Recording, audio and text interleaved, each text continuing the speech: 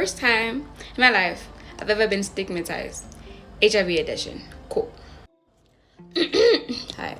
So a while back, not even a while back, a few days ago, I was in this party slash chillers vibes with like some other race, right, where I stay in. Cool. So like I'm sure like there were vibes, everything was vibing, and then maybe 2 hours later a group of guys come in, right? So a group of guys come in, we're all vibing, we're chilling, everything is fine, right? So one of the people in the group start coming to me. They're like, "Hi, we know you from TikTok." I'm like, "Oh, that's cool," because whenever people say that to me, they know me from TikTok because of my HIV content. I'm like, "Okay, cool, good vibes." The one guy came up to me, was like, he knows me from TikTok, and everyone in the group was talking about what I do. I'm like, "Oh, okay, cool, that's cool." And then I disappear, right? I go gallivanting elsewhere, right? As I'm coming back, that same group is talking to my guy friend, right? I could sense a bit of tension, but yet again, like, I did not know it was that hectic of a tension, right? I sense a bit of tension, me and myself, I want to talk to everyone, right? So as I'm directing my body towards the group because I want to go socialize with them, my best friend, my close friend comes and he like grabs me. He's like, "Nah, don't go there." Cool. Me, I trust my friends. I'm like, I'm gonna trust your judgment and let everything be. I'm like, cool. I don't even fight it. Like, I don't even fight it at all. And then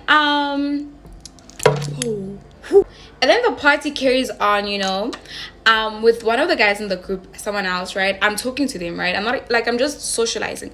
I could see the disgust in his face. I didn't understand what was it about, right? I could see that disgust in his face. I was just like, I was even mising, and I was like, maybe it's the alcohol hitting me. I'm starting to think people are my ops, yeah, right? Cool. Then the party's over. We go to my race, right? Then we sleeping. The next day I go to my guy best friend. I go to my guy best friend, right? It's room. So we're talking, and then he tells me that like why he said that I shouldn't, why he dragged me along. So then he tells me what the other group were actually saying. He's like, he's not gonna tell me in words what they said, but just know that it was filled of disgust and rage. So that guy group came to my friend and told him to stay away from me because I might infect him. And then my guy best friend is like, first of all, we're not doing what you're doing, and second of all, we're friends. Even if we do those things, there are things we can do to prevent themselves. Nah, they started like arguing, right? They're like, "No, bro, we're trying to protect you. You know what she has. She might infect you." I'm like, what? He's telling me this, right? This is the nicest way he put it. Apparently, it was extreme, right? So he's telling me that he's like, that's why he pulled me away from them, because they were going to say it in front of me. I'm like, what? They were going to say it in front of me? What the hell? Right? Cool. And you see when something happens in that moment, you don't really deep it. You're just like, oh yeah, cool. I got to my room, cried out, because I'm just like, I've never really been stigmatized my whole life. Like, I've never been stigmatized ever since I came out to the world, maybe I've been stigmatized indirect, meaning people would just say VOA, but face to face, bruh, that never happened, right?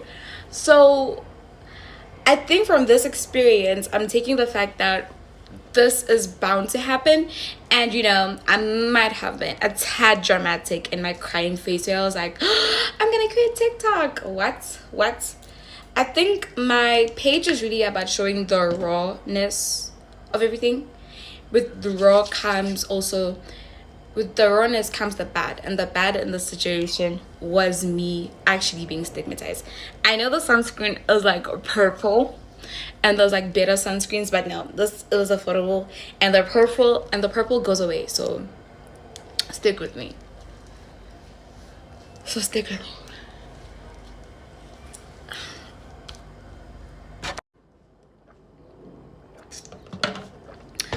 And I just sat down with myself because I needed like a few days to actually calm down, because I wanted to speak about it that minute it happened.